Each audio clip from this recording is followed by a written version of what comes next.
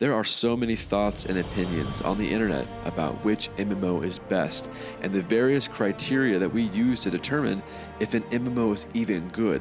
These thoughts and criteria vary from community to community, but today I want to discuss a very special and beloved title, and that is Final Fantasy XIV.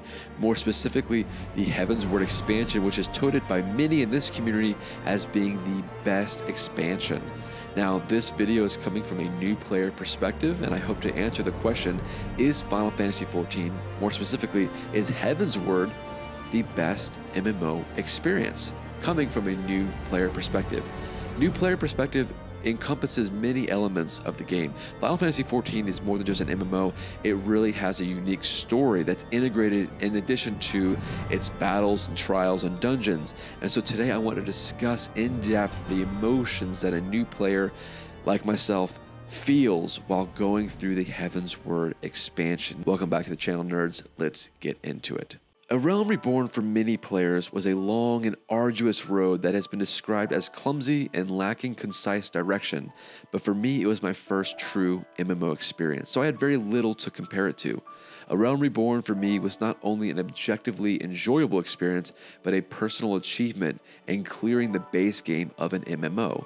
And saying that, I'm not overlooking the aspects of the game that clearly needed more polish, but overall, Final Fantasy XIV A Realm Reborn was a solid gaming endeavor and introduction to the future expansions like Heavensward. The end of A Realm Reborn was an emotionally charged climax that really brought me to a place of disdain towards those in Eorzea. The betrayal, the secrecy, and the treatment of my fellow scions was infuriating and left me feeling jaded, which is exactly how I imagine the writers hoped I would feel. My escape into Ishgard and into Heavensward was a unique experience. On one hand, it felt magical to be ushered into the closed society of Ishgard, while on the other hand, I never quite felt settled in. I never felt like home. I was never able to shake the guest syndrome. This was further enhanced by the fact that I roleplay as a Highlander, and being thrust into Elezen culture within Ishgard was a culture shock. However, this transition from A Realm Reborn to Heavensward is what made the expansion actually feel otherworldly. Going from Gridania as a level 1 Lancer to the towering heights of Ishgard among a history of dragoons felt humbling and inspiring. Which, speaking of classes, it's pretty important for me to disclose the classes that I've been using throughout my time in Final Fantasy XIV. I started as a Lancer, which turns into Dragoon. However, given the events of A Realm Reborn, I needed some time away and some permissions to be a little bit more dark and edgy. So once I unlocked Dark Knight, I spent a considerable amount of time of Heavensward expansion using my anti-hero edgelord class. I think I just needed some time to give myself permission to be a little bit less honorable. I think being jaded coming out of A Realm Reborn really set up the Dark Knight story quite perfectly. I felt like if there was an invitation to be a villain, I might accept, and Dark Knight was the closest thing that I could experience to villainy within this game so far. So after my little hiatus from being an honorable Dragoon, I did ultimately return to using Dragoon for Heavensward, given the very obvious themes and the opening trailer for Heavensward. I mean, how can you not play as a Dragoon? And some of that was inspired by seeing Estinian come back on the scene, which seeing him in that red armor just made me feel incredibly jealous. Using Dragoon as my main class really helped me with the immersion, especially while questing throughout Heavensward and Ishgard. I felt a sense of pride wearing my Dragoon armor, working alongside Estinian in a land that revered the Dragoons of history. Eventually, I was able to claim the level 60 Dragoon armor, which was an incredibly proud moment. I loved the darker aesthetic and the more intimidating visuals that this armor set brought to the table. You know it's good armor when you don't even consider applying glam, and in this case, the Dragoon armor is perfect the way it is. However, knowing the history of the dragons and the Ishgard conflict, I did often feel a sense of shame while in the midst of these dragons while toting my armor. On one hand, yes, it is an honor to become such a high-ranking Dragoon, and on the other hand, maybe let's be a bit more reserved in how we communicate that and before whom it's communicated. I think that tension offered me as a new player a level of personal investment and immersion that perhaps other classes lacked, which I hate saying this, but if you didn't play Dragoon and Heavensward as your main class, you may have missed out on a level of immersion that was available to those that mained this class. I didn't feel pressured to using Dragoon by any means. I felt invited, and I chose Lancer at the beginning of Final Fantasy XIV strictly because of the weapon and what I knew that it would turn into, not knowing at all what Heavensward had to offer. But knowing that I chose Dragoon willingly and then came into an expansion that really highlights Dragoons, it felt like my character had some sort of effect on the overworld, meaning the class that I chose felt quite significant in the actual main story, which you would not necessarily get that experience if, for example, if I continue to use Dark Knight, while I might feel entitled to my broodiness and borderline villainy, I don't know if I would feel the same immersion that I would as I did using Dragoon. Now, immersion, as you can probably tell, is extremely important to me, and maybe it's important to you too. I recognize that MMOs aren't totally built with immersion as one of the forefronts of development. When you compare it to a full-blown RPG that actually allows you to shape the world around your decisions, that is quite difficult to do with an MMO when you have every player being the main character. The world can't be evolved to every single person. However, I do feel that Final Fantasy XIV offers a unique blend of immersion and unique player experience, while other MMOs may just focus on content like trials and raids and dungeons. I think Final Fantasy XIV, and even specifically in Heavensward, there's a great blend between immersion and MMO. One of the best parts of this expansion is its aesthetic and world design. Coming into Ishgard for the first time is actually so wild. You feel so dwarfed by the world, which I think encapsulates this feeling of being alone, a theme that is set up in A Realm Reborn's ending. As you flee and you are without your friends, it creates a sense of loneliness, which I think the story really capitalizes on. Now, it's difficult for me to be fully objective, given my personal bias of loving snowy environments in video games, especially games like Animal Crossing or Stardew Valley. I love snowy environments. So I do admit that when I see a snowy environment in a video game, I kind of already fall in love. So I'm just admitting that personal bias from the start. Something about it just feels cozy.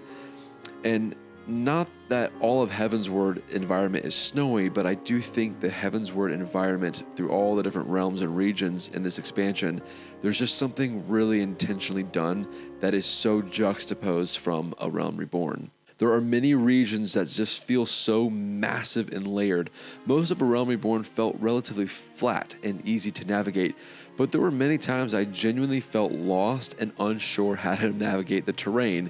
Specifically, the one really mountainous region, whose name I forget currently, I had to have a friend come and airlift me to the quest location because I couldn't understand how to get there. By no means am I complaining. I don't think terrain should always be easy.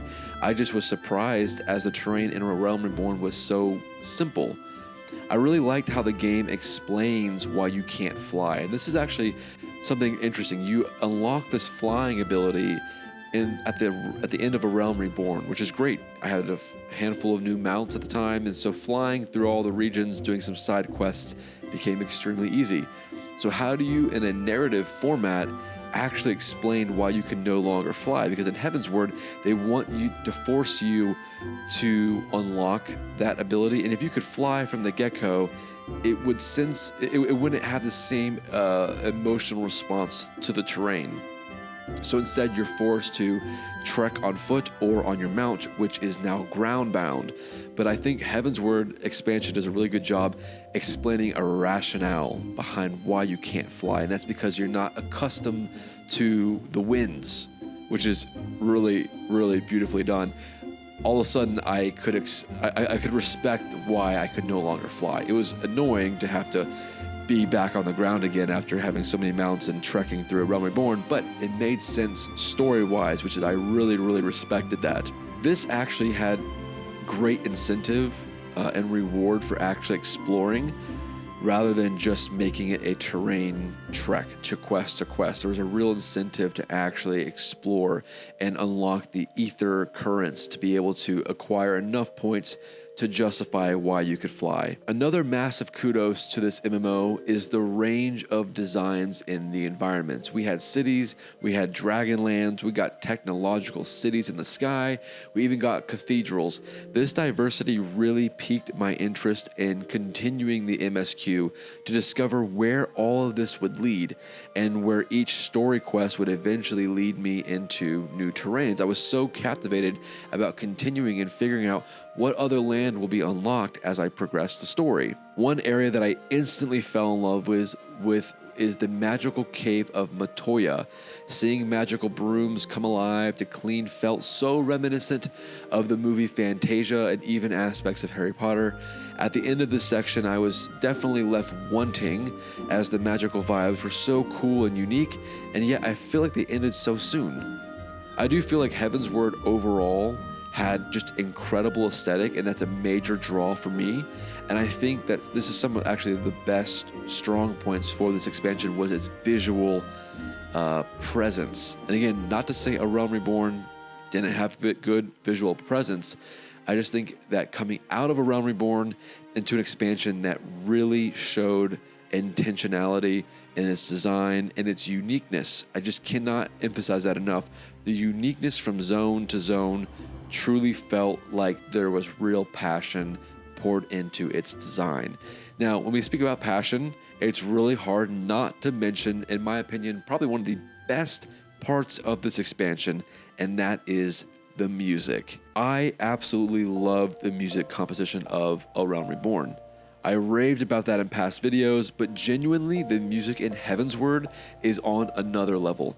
Hearing the Ishgardian night theme for the first time was an actual spiritual experience.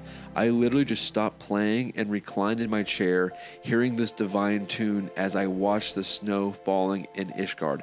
Is that not just the most beautiful moment? I mean, imagine you're coming out of this, that you're fleeing A Realm Reborn, you're coming into Ishgard, it's dark, it's at night, it's snowing, and then you hear this beautiful melody play over you. That was amazing. And honestly, for an MMO, I was quite surprised at the emotion that invoked. Final Fantasy has a history of amazing musical composition, but Ishgard theme is just another freaking level. It's just incredible. It's absolutely so beautifully composed. And like I said, Final Fantasy has always shined in this department, but Final Fantasy XIV is just an animal in this respect. And it's not just the city theme. The trailer music is actual perfection.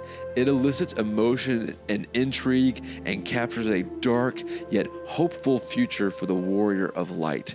The passion poured into these melodies is so apparent as you further expansion into trials and boss themes.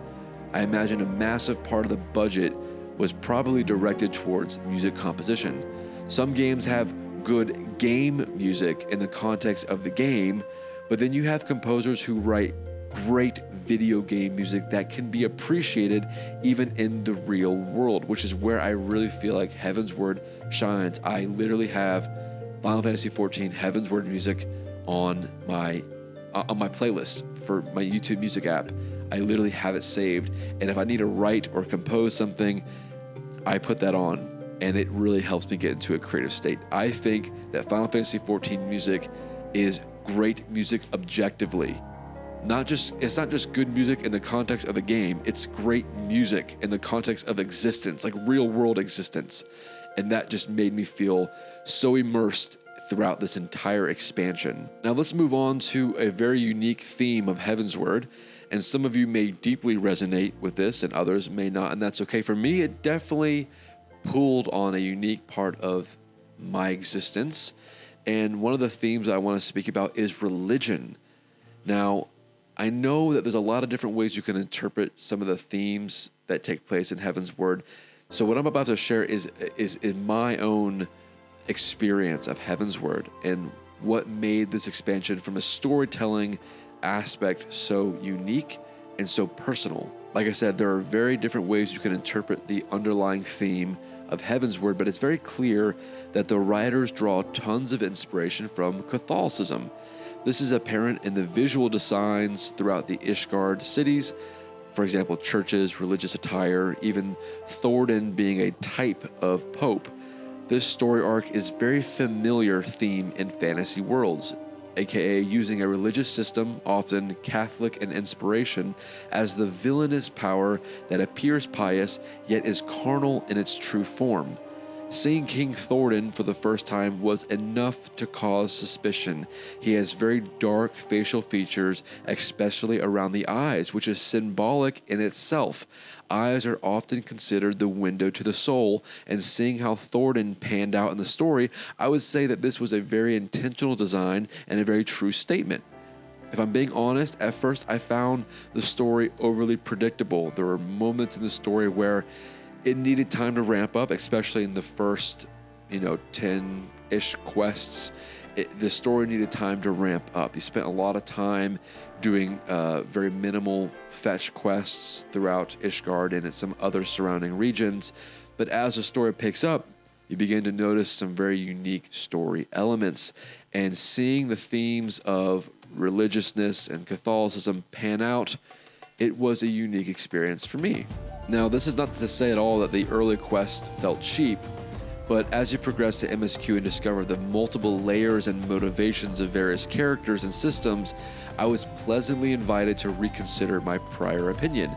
I enjoyed seeing the inner struggle of Thordan, corrupt in selfishness, yet desiring order for his people, even though the way he delivered that was very gray, very borderline villainous, definitely villainous.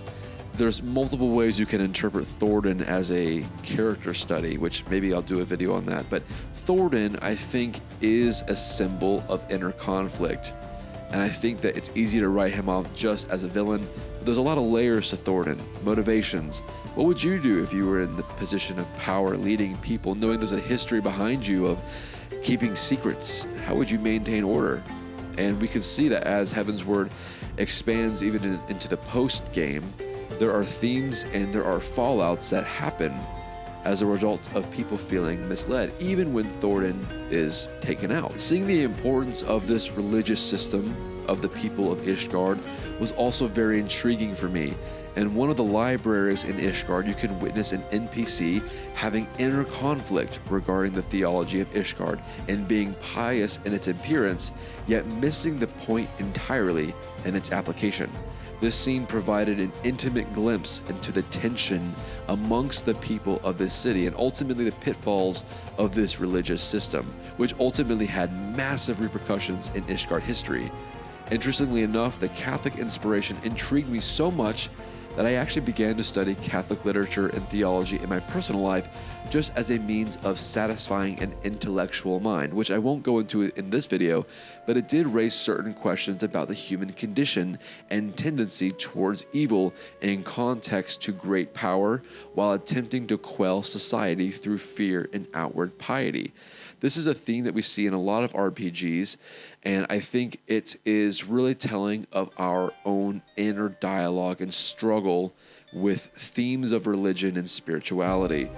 I think that the theme of Catholicism in context of Final Fantasy XIV, it's not directly called out. Like I said, it's mainly expressed in its thematics and even some of its theology. I thought it was very, very interesting because it opens up a conversation about human tendency and condition. And I would love to know Thordan's history, as a young person. I would love to know his evolution as a person, because I guarantee you that people like Thordan, King Thordan, they're not just born that way, right? They experience things in life that bring them to that conclusion, to that place. And I would be so interested to know, what was the evolution of King Thordan? Now, as of this point in the game, that has not been explored, right? That is not something that has been brought to the player's attention. That may never get explored, I don't know.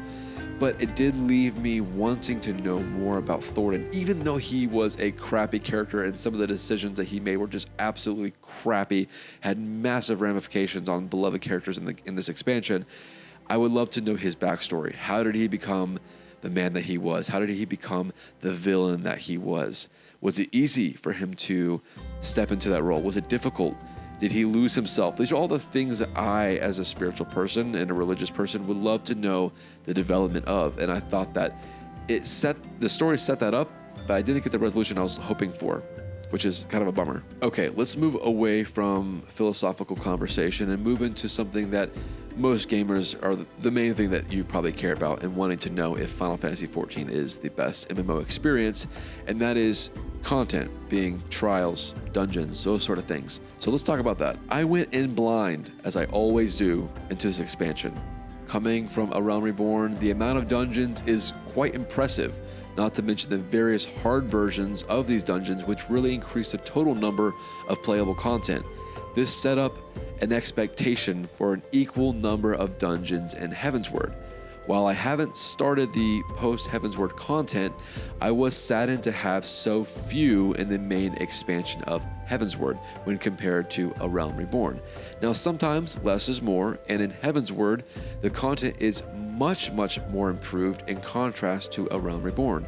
The dungeon mechanics, designs, boss moves, even sound quality are incredibly more designed, well more designed, and even more importantly, rememberable. Some of the A Realm Reborn dungeons are forgettable, especially over time when you are forced to run other content, you kind of forget about some of the A Realm Reborn dungeons. And not to mention the horrible design, I'm looking at you, Cutter's Cry. Some dungeons in A Realm Reborn are just bad. And even though there's tons to choose from, it doesn't necessarily mean that it's a good mode to continue in future expansions. I really feel like Heavensward really optimized the player experience and made the dungeons feel really unique and enjoyable. Well, for the most part, the vault was actually traumatizing, but we will delve into that later.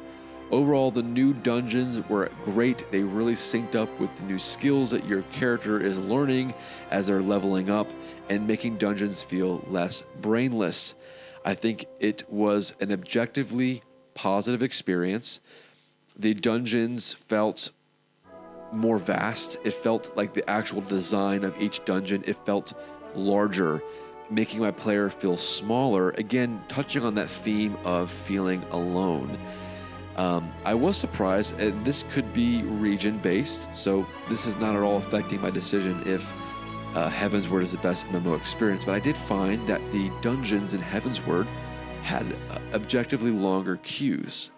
So maybe some of you experienced players can speak to that. When I was running A Realm Reborn, most of my dungeons were 5 minutes or less, which is fantastic. That's great queue time. A lot of factors that could be playing into this, right? Maybe most people are playing the latest expansion, so maybe people aren't running Heavensward content as much. That could be one. Or maybe Heavensward content isn't put into dailies or other queues as much as A Realm Reborn. Some of my wait times were average 30 minutes or more. Again, that's not terrible. I could run other quests during those times, but I was surprised by that. I was surprised that Heavensward dungeons just on average were taking longer for queues. Now, in similar thought to the dungeons, we have another conversation piece, and that is trials. In similar thought, I found them very interesting. The first trial that you experienced in Heavensward, which to me looked like a giant Pokemon, it felt sudden and a little bit out of context in the story.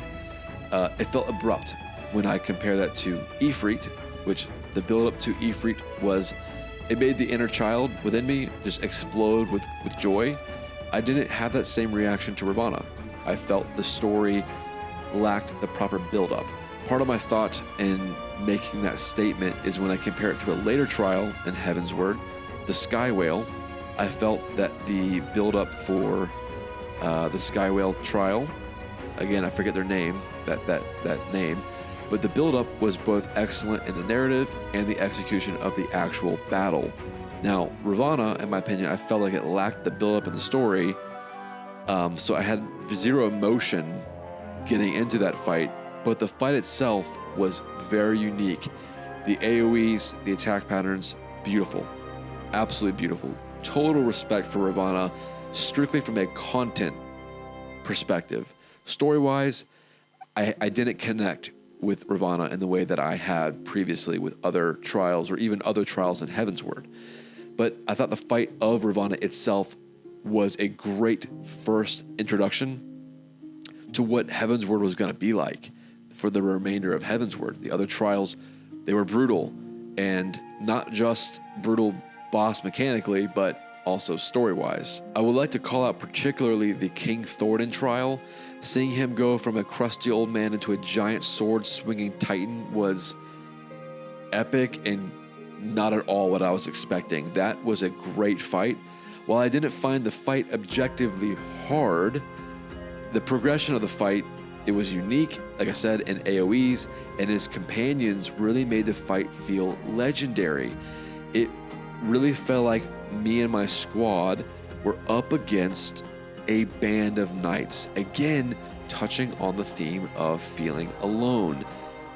There is this theme that happened throughout Heavensward that just makes you feel like an outsider, fighting another man's war, being alone without your companions. And when you consider that theme in context of the Thordan fight, it does something to you. Again, this is more of a philosophical analysis here, but this is why it's important for me to do a deep dive into this, because this is the way that I experienced the game as a new player. I felt alone and outnumbered in that fight. And I think that's exactly what they intended for you to feel like. So many of those knights surrounding me, trying to fight off King Thordan and the others, that was not only an objectively great fight from a mechanical standpoint, but also a great fight keeping on theme. This next section is going to be discussing the memorable moments, the wow moments of this expansion. Like the Thordan fight, there were many moments in this expansion that left me feeling hyper emotional. And all you Final Fantasy emotional vampires that watch my content strictly to get high off of my tears of emotion, this is specifically for you. Since I didn't do any live reactions or live streams during the Heavensward expansion, I'm going to be giving you post reactions, post thoughts about many of the moments that took place in this expansion. And I figured I would share my thoughts on key moments throughout this expansion of Heavensward. And mind you, this is not in any particular order. Again, spoilers are going to be shared, so if you haven't cleared Heavensward, then maybe come back and save this video for later. Okay, now that you've been warned, why the actual heck did nobody warn me? The actual trauma.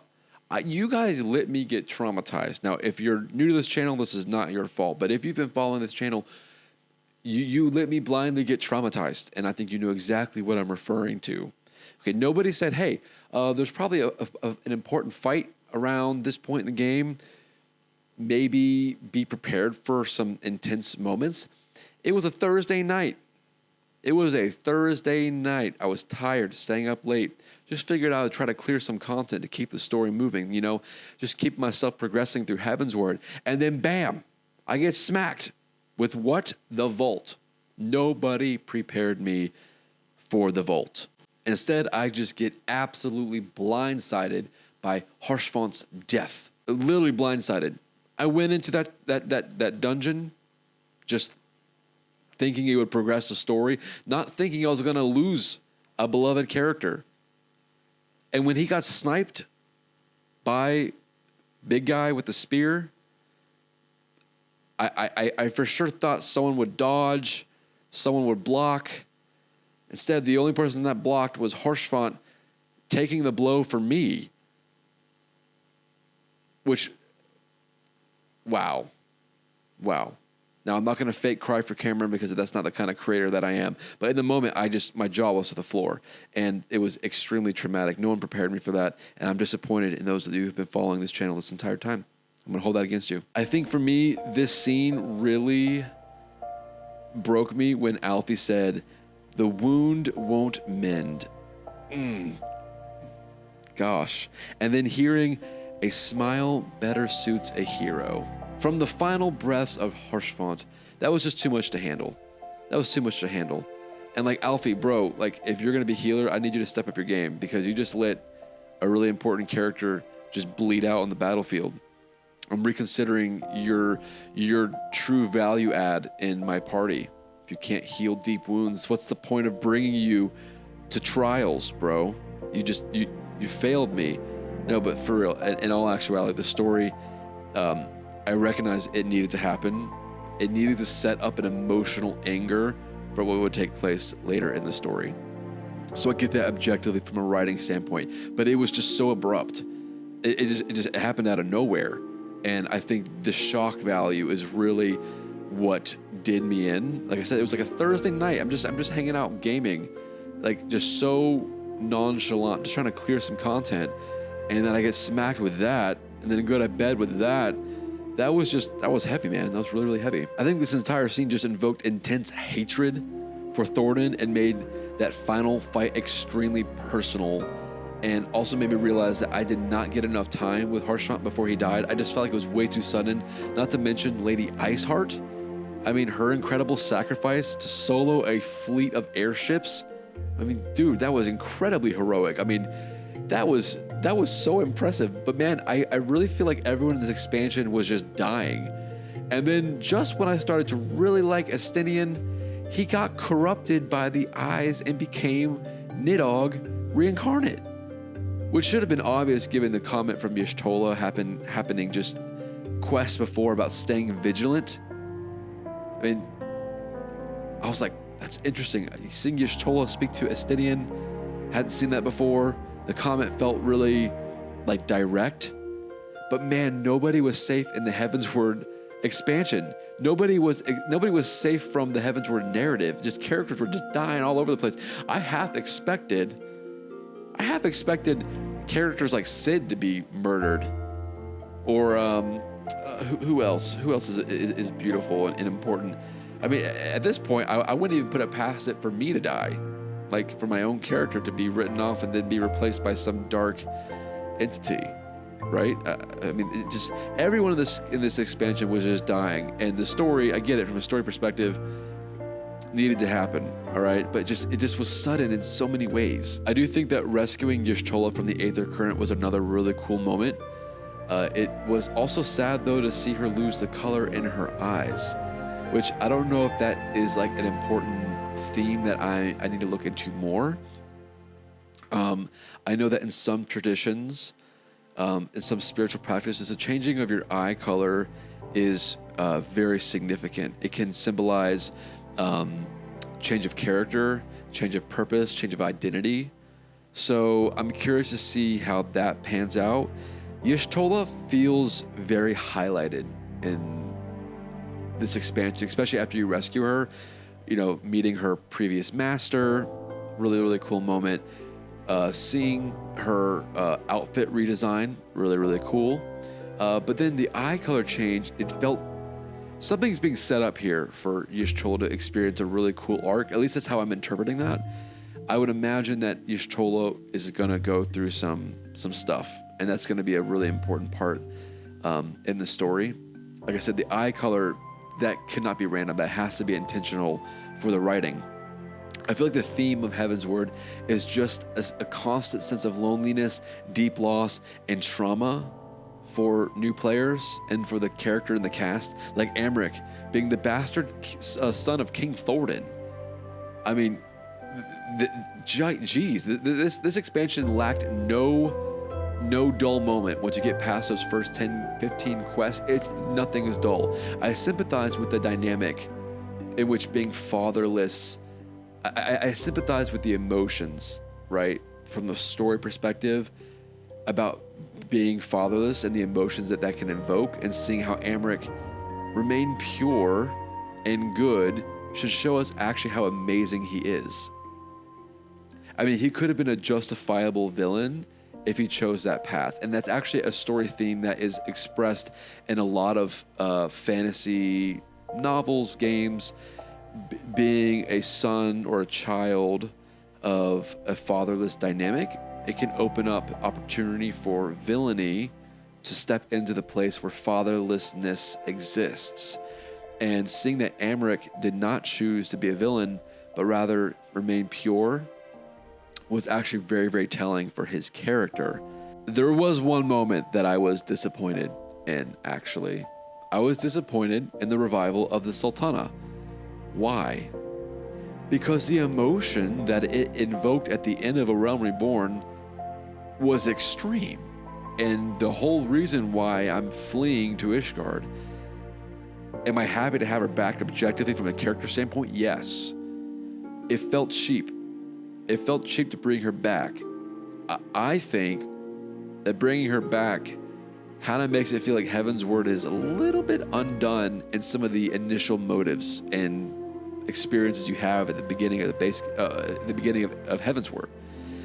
You flee because of what took place regarding her death, and then her being resurrected. I felt like it was cheap. Now that might be a very controversial opinion, but I felt like it resolved tension that shouldn't have been resolved. That tension is actually what keeps certain motivations for the character, or for you as the character, to press on and experience adversity. Without adversity, there isn't motivation to press on. And I think that her death being undone, it resolved a tension that didn't need to be resolved. The tension that needed to be resolved was the story progressing. Again, I don't know what's going to happen in the future. But when Sultana came back, I just was like, I mean, awesome that she's back. She's a great character, but I just felt like it undid something for me. It undid consequence. And it made me feel like, I'm forgetting his name, her protector, when he lost his arm, that is significant. And I feel like that was just, now it was a sacrifice that doesn't carry the same weight. So again, I understand that's a very controversial opinion for many, but I just felt like Sultana should have stayed dead. And that tension should have been ridden out a lot longer. Okay, now for the final part of this video, the ending. Now, please, I'd ask you not to spoil me in the comments, but I'd love to at least have some dialogue about the ending of Heavensward, not post-Heavensward, just base Heavensward. That makes sense. The final cinematic was the biggest cliffhanger that I've experienced yet in this game. First off, the comment from Thornton before he died, "Who are you?" What is that? He obviously was seeing something in regards to me or near my person, and that comment, I need resolution on. That's probably going to happen, but I'm just so intrigued. What does he mean by "who are you"? Who was he speaking to? What was he speaking to? I don't know. But even more than that, was this whole cloaked Ascian thing, on the moon. First of all, the moon. How are you on the moon and breathing? Obviously, this is a fantasy world, so I understand that there's a lot of laws that can be broken, but you're on the moon, and then all of a sudden, this dark warrior of darkness appears. What is that? He looks just like me. The warrior of dark. What is that even about? How does that work? Are there dark crystals? Is there a dark, like I don't even know. But when I saw I can't even say it right. When I saw the warrior of dark, it just blew my mind. Now I'm like coming into Stormblood, which I think that's the next expansion. I have so many questions. Who is the warrior of darkness?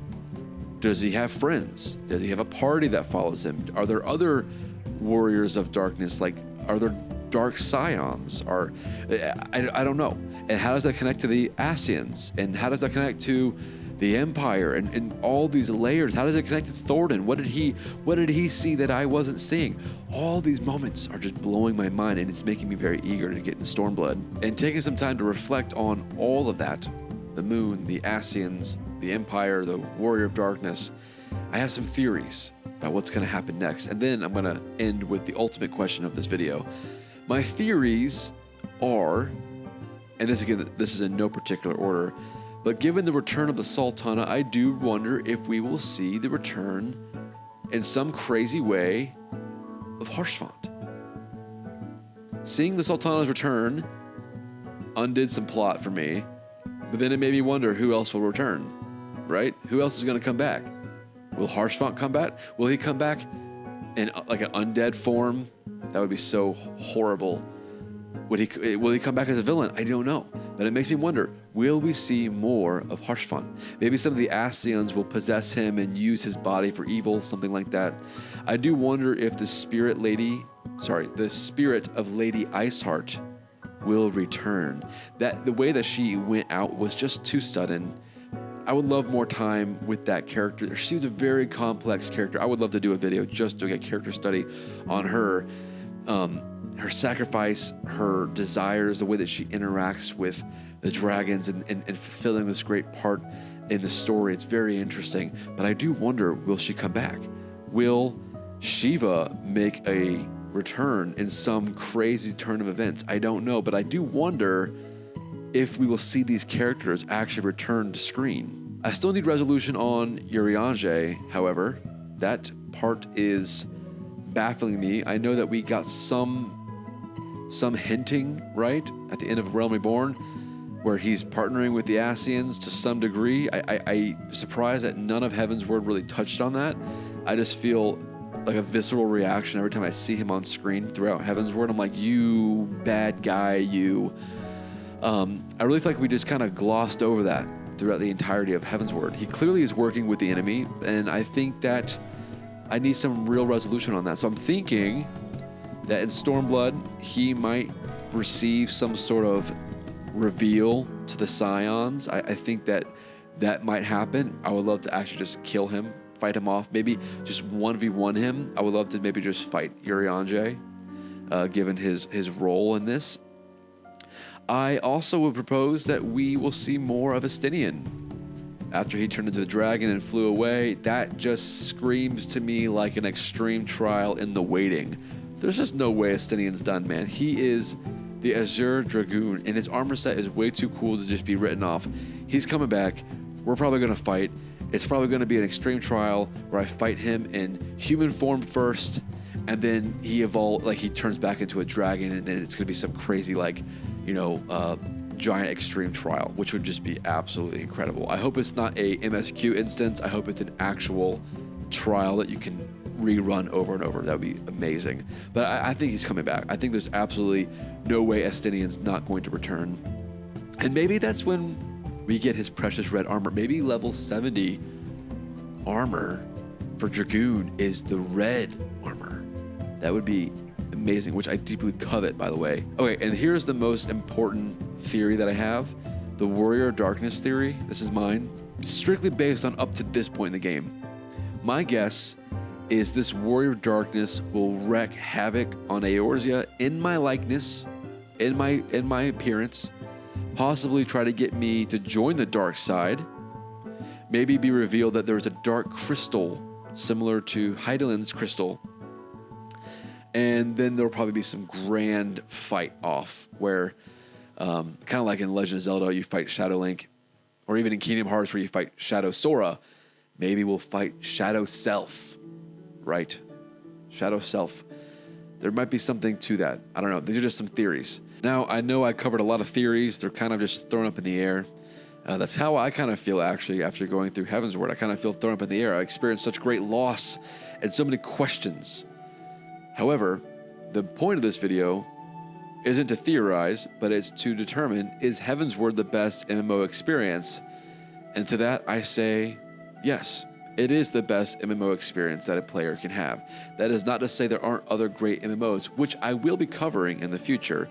But objectively speaking, when you consider the combat, the story, the characters, the environment, the music, the armor, the thematic parts of the story, did I say music? Music, and I'll say it again, the music, when you consider all of that, I will say that yes, Heavensward is the best MMO experience that you can have. Now, you may disagree, and that's okay. Let me know in the comments what you think, but I hope that this very long video essay and rambling brings joy to you veteran players, and if you're a player that hasn't played Final Fantasy XIV, maybe you'll consider playing it, because this game is truly epic and amazing. So thank you for watching. Don't forget to like and subscribe, share this video with your grandma, and until next time, bye-bye.